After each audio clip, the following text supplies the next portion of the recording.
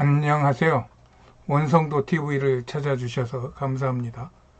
오늘은 한민족의 희망 쉬운 8번째 대한제국의 부활에 대한 이야기를 해보겠습니다. 우리에게 익숙지 않은 단어들 중에서 천손, 천재, 환구단, 대종교 같은 단어들이 있어요. 하늘의 자손을 말하는 천손, 그들이 하늘의 제사를 드리는 천재, 그 제단의 이름인 제천단, 환구단, 그리고 단군을 섬기며 제천 행사를 핵심 교리로 여기는 대종교, 이런 것들입니다. 나는 가끔 신화, 설화, 전설 같은 이야기들은 그냥 허무맹랑한 이야기라기보다는 한 시대에 있었던 대사건이나 사상 조류를 정리한 사후 기록물로 보고 있어요. 그래서 우리 민족의 삶을 들여다본 선조들이 이런저런 얘기를 구전으로 전해오던 것을 1281년 고려 충렬왕 때 일연이라고 하는 승려가 삼국유사에 그런 것들을 기록한 이후에 우리나라에서는 단군신화가 건국설화로 자리매김을 하고 있는 것으로 보입니다. 이 단군신화 이야기의 핵심은 우리 민족은 하나님께 제사 드리는 민족이라는 것이 나의 해석입니다. 그런 면에서 우리 민족은 천손인가? 라고 묻는다면 나는 그 물음에 그렇다고 대답할 것입니다. 그러나 그것은 일반인들이 말하는 하늘에서 내려온 그런 인류, 그런 하늘의 자손이라기보다는 하늘의 신에게 제사를 드리는 민족이라는 이야기입니다. 하늘의 신을 섬기며 그것을 국가 종교로 적용하는 나라는 역사 이래 많지 않습니다. 그 대표적인 나라가 유대교를 따르는 이스라엘이죠. 이슬람교도 짝퉁 유대교인 것입니다. 그러나 그들은 오직 하나인 유일하신 여호와 하나님을 섬겨요. 여기에 우리나라는 단군 신화의 환인, 환웅, 환검, 즉 단군에 의한 삼신 하나님을 섬깁니다. 이 민속신앙은 단군조선 이래로 고구려의 건국설화, 광개토 대왕의 비문, 신라 백제 이후 고려 때까지 대를 이어가며 강화도의 만이산, 강원도의 태백산, 북한의 구월산 이런 등지에서 제천 행사를 드리는 하늘의 자손임을 드러내고 있는 것입니다. 이런 천손 사상이 민속에 들어가 삼신이라는 민간 무속으로 또 어떤 종교적인 어떤 상징으로 여러 이름으로 쓰입니다. 대표적인 것이 대한의 모체였던 삼한, 고조선의 다른 이름이라고도 말할 수 있어요. 그리고 삼신할매, 삼조고, 그 다음에 삼칠일, 삼세판 이런 것 등으로 우리 그 한민족의 백성들의 삶에 파고 들어간 것이에요. 그리하여 우리나라는 삼을 가장 선호하는 나라가 되며 삼신의 원래의 의미를 새기기보다는 그냥 삶으로 녹여내는 독특한 민족이 된 것입니다. 이런 우리의 삼신 천손 사상을 다시 한번 기치를 드러낸 인물이 고종입니다. 고종에 대한 평가는 많지만 적어도 그는 세상의 큰 흐름을 알고 있었던 것이에요. 아마 그 당시 들어온 선교사들로부터 많은 세계에 앞서가는 지식과 정보들을 받았을 것이에요. 그리하여 그의 어머니 명성황후가 시해되고 러시아 공사관으로 피신한 후 1897년에 지금의 조선 호텔 자리에 있던 남별궁이라고 하는 그러한 궁궐이 있던 곳에서 자신의 조선 왕조를 스스로 마감하고 대한제국이라는 신국가 체제를 선포하고 황제에 등극한 것입니다. 물론 국운이 기울 때에 세운 이 대한제국은 겨우 10여 년 동안 존재했던 어쩌면 가장 짧은 제국의 역사를 남긴 슬픈 역사가 있죠. 그리고 고종 황제는 아까 이야기한 그 남별궁이라고 하는 이곳에 환구단을 세우고 단군에게 제사를 드리며 제국의 정체성을 세운 것입니다. 그 정체성이라는 것은 대한제국은 삼신, 환인, 환웅, 단군, 삼신을 모체로 하여 건국대한 천손 국가이다 라는 이런 이야기겠죠. 그리하여 거기에서 하늘의 삼신에게 제사를 드렸던 것입니다. 이것을 일본이 그냥 둘 리가 없죠. 그 환구단을 헐어버리고 그 자리에 조선호텔의 전신인 경성철도호텔을 지으며 환구단을 헐어버렸어요. 그러나 왼쪽에 보이는 황궁우라고 하는 이 건물은 그냥 남겨둔 채로 지금까지도 조선호텔 뒷마당에 이것이 있다고 그러고, 아까 얘기한 대종교 단원들이 매년 여기에 가서 그 제천 행사를 하는 것 같습니다. 이런 조선의 역사를 한번 앞에서부터 훑어보겠습니다. 지금 중국 흑룡강성 하얼빈과 러시아의 하바롭스키 중간쯤에 있는 국경 지역에 완달산이라고 하는 산이 있어요. 이 완달산은 우리의 박달산과 발음이 너무 닮았어요. 이곳이 대대로 내려오는 호랑이 서식지인 것도 또 범상치 않아요. 그런데 이곳에 약 1만 년 전 정도로 추산이 되는 유물들이 발견되었고, 그리고 그 앞에 포태산이라고 하는 산에 있는데 이 산이 3단으로 다듬어진 상태로 그 정상에 북두칠성을 새겨놓고 제천 행사를 했던 그러한 흔적이 보인다는 것입니다. 그리고 그 완달산 밑에 복림고성, 옛성이죠. 복림고성이라고 하는 옛 주거지가 있었는데 이것을 중국이 개간한다고 해서 다 폐허로 파헤쳐 버렸다고 하는 이야기입니다. 그리고 중국 길림성에 심양에 약 7,000년 전에 주거지로 보이는 신락 유적지가 있는데, 이곳 박물관의 그 조형물들의 어떤 그 소개된 것을 보면은 움막에서 사는 원시인들의 모습을 볼 수 있어요. 그러므로 인하여 그들의 거주 연대를 추정해 볼 수 있는 겁니다.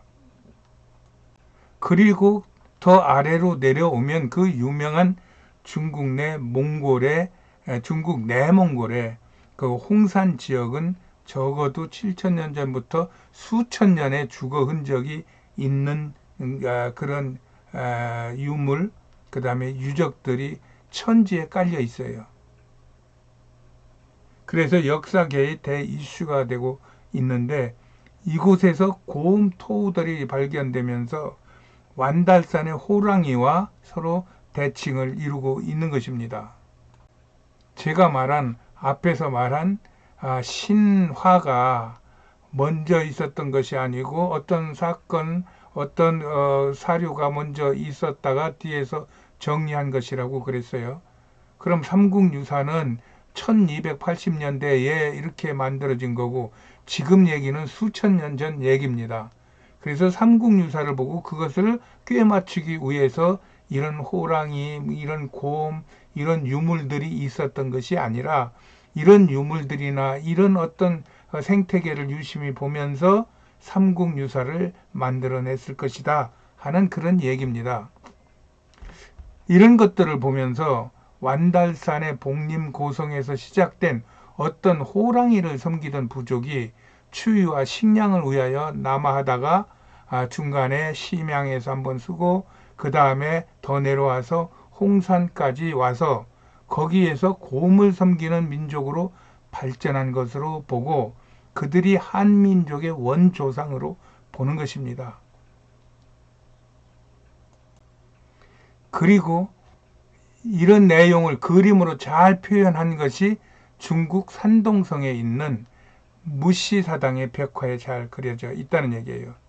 지금 이렇게 대충 이렇게 했는데 황운홍이 하늘에서 내려오는 장면, 그가 가지고 온 운사, 그 다음에 풍백, 우사들이 어떤 표현으로 되었는지, 그 다음에 그쪽에서 호랑이와 곰이 어떻게 연결되는지, 그렇게 해서 단군이 어떻게 이 땅에서 농사를 짓고 그 다음에 사냥을 하면서 국가 부족을 이루어 나갔는지 하는 그림이 정말 신기할 정도로 이렇게 자세하게 그려져 있다는 얘기입니다. 지금 산동인들은 중국 당국의 통제에도 불구하고 자신들은 중국인이 아닌 산동인이라고 스스로 밝히며 이런 부분들에 대한 감각을 가지고 있는 것 같아요. 아마 그들은 우리는 조선인이라고 말하고 싶을 겁니다. 내가 이렇게 주장이랄 것도 없지만 이야기하는 그런 근거는 복림고성, 또 심양의 그 유적지, 또 홍산에서 나오는 대부분의 유물 유적들이 중국 본토인들과는 거리가 먼 우리 한반도 주변의 민족들이 사용하는 빗살무늬, 토기, 청동, 그 비파형 청동검, 그 다음에 적석총, 3단, 제천단, 고인돌 이런 것들이라서 지금 세계는 한민족과 고조선에 대한 관심이 급증하고 있는 것 같아요. 그들의 관심은 이런 역사를 이루어낸 한민족은 과연 어디서부터 시작되었는가와 그로 인해 대한민국이 앞으로 인류 역사에 어떤 역할을 할 것이냐에 관한 관심인 것 같습니다. 그리고 많은 역사 인류 미래의 거성들이 대한민국에 대한 희망적인 예언적 메시지들을 쏟아내고 있는 실정입니다. 그래서 중국과 일본은 이것을 지우려고 그렇게 아주 발버둥 치다시피 하고 있지만 중국은 지금 미국과의 그러한 대결 양상 이거 외에도 자체적으로 가지고 있는 폭발적인 문제 때문에 지금 심각한 내용을 겪고 있고 거기다 재해까지 겹치고 있고 또 일본도 지금 어떻게 될지 모르는 그런 국가 운명을 가지고 있는 것 같습니다. 그래서 나는 우리나라의 기운이 이제 솟아오를 때가 되었다 이런 마음을 가지고 있어요.